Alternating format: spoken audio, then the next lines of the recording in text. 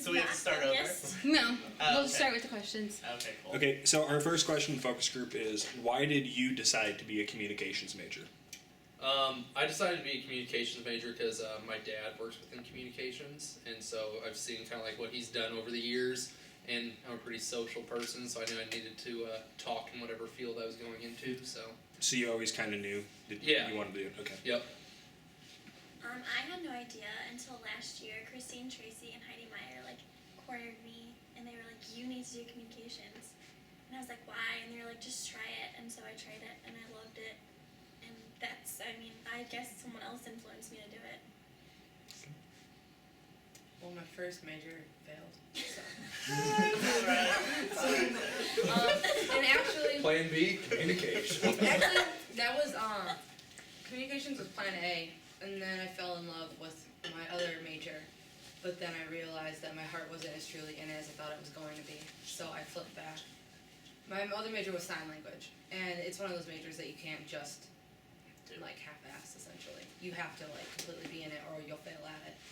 And I've always been good with people, and so I thought that PR and communicating would be good. I always knew, there's two parts. I always knew that I wanted a major that didn't involve any math or science. So, Yes. always knew that. But then I work as a client manager / spokesperson for a company already. So it just kind of fell in line that I would actually get the degree and then have the paper to hang up in my office. Nice. Okay. I was originally an English education major. Then I realized I didn't really like kids and I wasn't patient at all. And then I was an English major. And then I found out that there's no money in it really. So Dr. John was like, "Hey, you should be a journalism major." And I said, "Okay." And now I'm doing that. Yeah. And now I'm doing that, and now I'm double majoring in English too. So. Okay. I chose broadcasting because always watch sports and basketball and whatnot, and Stacey King of Chicago Bulls, he's a great Bulls announcer / analysis, so I was like, this is something that I want to do, so it's fine. So this is a double question, and depending on how you answered the previous one is how you're going to go about it.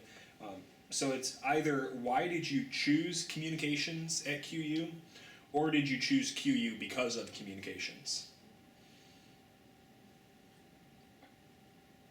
All right. Derek?